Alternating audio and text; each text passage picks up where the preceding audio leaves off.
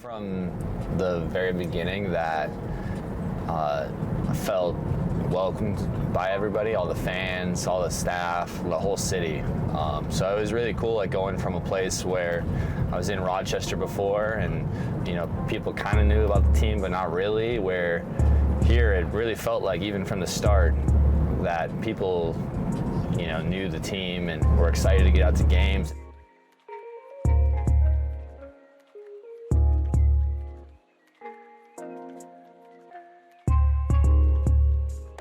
So this is one of my favorite spots. This is Logan Street Market. My buddies opened up a bakery and coffee shop right over here, and they have a window. ¿Qué pasó? ¿Qué pasa? How are you? Good, thank you. How are you? Doing good. No problem, man. We appreciate you, bub. I like that shirt. Thanks. Just got it. Oh, man, it's so good to see you. I'll catch you guys later. You know, I felt like from the start, there was like a good base. I mean, I remember coming to play here when it was at Slugger as an opponent, and I'm like, wow, that atmosphere is crazy. Like, I couldn't only imagine. And then coming to the team, and then it growing on top of what it was already cool when I first came in, and then it's gotten better and better.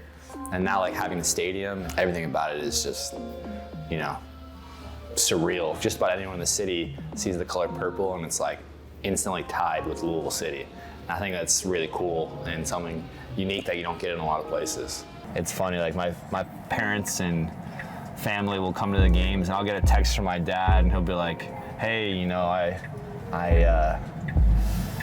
coming to the game, I'm gonna be a little late there. He's like, I don't know if I'm gonna catch you before the game. I'm like, oh, sorry, yeah, you know, I have my routine. I won't be able to see you before the game. And he'll tell me, he's like, oh, it's all right. You know, I come down to the games to, you know, kind of watch some soccer, but hang out with my friends. So it's kind of like a running joke we have in our family of meeting my now wife here and getting a home together. It really feels difficult to like have yourself rooted into a city until you actually live there or have a house there or have a space that feels like your own. And now having like a space that feels like my own here really, you know, feels like it cements myself in Louisville. A lot of it's just the people around the city that I really enjoyed being here, and it helps that she's got a lot of family here, so instantly my family is, you know, grown in size by extension of her and her family, which I'm very fortunate to have. I like to find opportunities where you can, you know, go out and do something and be involved. They're asked to make 1,000 pies in 24 hours. Yeah, so here's one of the pie rings. So I came over for like, I was probably there for like 5 or 6 hours from like, I want to say 6 to probably about 1 in the morning. Was that? No, earlier than that, but pretty late. But I was here for about 5 hours just making pies. So it was, I mean, we had a whole assembly line here with probably 15 people all making pies. But that was a fun thing. So really, one of the things that really brought me even closer to these guys is helping them make all those pies. And I mean, they're crazy. They stayed up for 24 hours and made 1,000 pies in 24 hours. So, you know, I understand that I don't have as large of a platform, or, you know, nearly the scale of, you know, some other professional athletes around the world. But what I do like is that if I can use, you know, whatever platform I have here to try to help out and do something cool and have fun with it, then it's a win-win. Because it's like, it's really cool when you can do something that has a good purpose and you enjoy it. So that's something that I've tried to do, is that, all right, well, how can I do something that's fun and benefiting people who are not as fortunate as I am. Like, the first word that comes to my mind would be home. You know, I now consider Louisville to be my home. You know, I don't consider Chicago to be my home. I don't, like, that's that's where my family lives. I live here. So this is one of my favorite places. I met these guys a long time ago, and they came here and opened up their own business. But I mean, this is another place where I meet him. What's up? How are you? So this is my buddy Paco here. This is his place. It's become a tradition that I come here all the time, and It's always good to see you.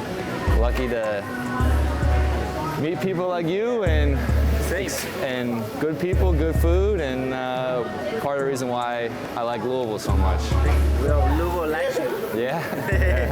Yeah. You know, a lot of players don't really have an opportunity to feel like they're playing at home, where I feel like this is my home and I'm really fortunate to be playing here. It feels like it cements myself in Louisville, and I really feel like established in the city as a citizen of Louisville, a Louisvillian, I guess, as you'd say. Whether we had success here or not on the field, you know, I've really grown to love this place, and you know, having the success we've had in the past is just the icing on top. We came to America 2012, obviously started in Orlando in 2012, moved to Louisville 2014. Obviously season started 2015 with 8 inches of snow. So we've been sort of back and forth from Florida. But I think for us, the big piece that we love here is our kids are really settled. They've got great friends.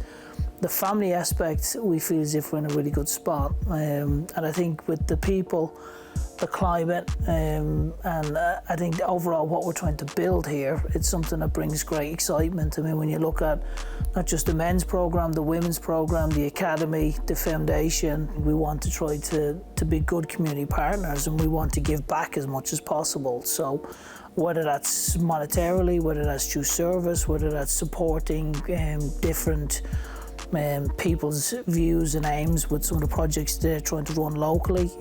So we want to make sure that we're giving back and we're participating as much as we possibly can, and that's something that's really important to our whole organisation, from ownership right the way through to players and to staff.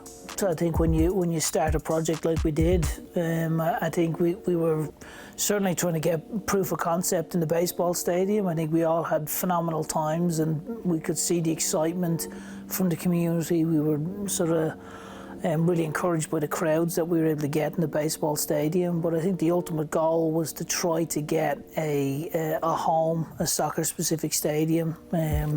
And then ultimately we wanted to try to launch an academy. And I think when you look at how far we've come, how quickly we've come, it's been incredible to see the speed at which we've been able to move at, but also the impact that we've had on the community. I mean, in Josh Winder, we've been able to take a young man and get him from an early age in the academy into the first team, and he's playing regularly. There's 4 others. His brother Elijah, Carlos, Sebastian, Owen, have all come from the academy. I think the ability to enhance what has been, we'll say, a good soccer culture to now what we believe is a great soccer culture, I think is huge. And I think that's something that we want to continue to build on. We want to try to get as many boys and girls playing soccer as we possibly can, and make sure they have a wonderful experience.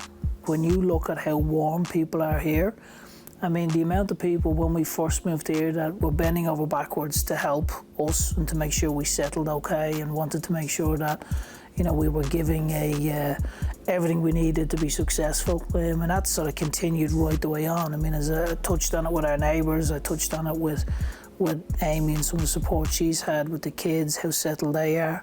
And then even from a club perspective, you look at the Nice family and how good they've been to us right from the onset. You know, current owners as well, Mike Mountjoy, Tom Mueller. A lot of them have really sort of helped, not just me, but, you know, whoever it is within the organisation, to make sure that people are given an opportunity to feel safe, secure and supported. And I think they've led the way for us, really. And I think on a supporter side, when you look at how far the supporters have come, but also, you know, we could bump into the supporters and, you know, they want to know how you're doing, they want to know how your family are doing, and they want to know if there's anything they can do to help, you know. And I think that also bleeds over into Now the launching of the foundation, because that gives us a vehicle to be able to really give back and be really intentional about making an impact on the community, and that's something that we actively all want to be a part of, and we want to make sure that we hit that out of the park.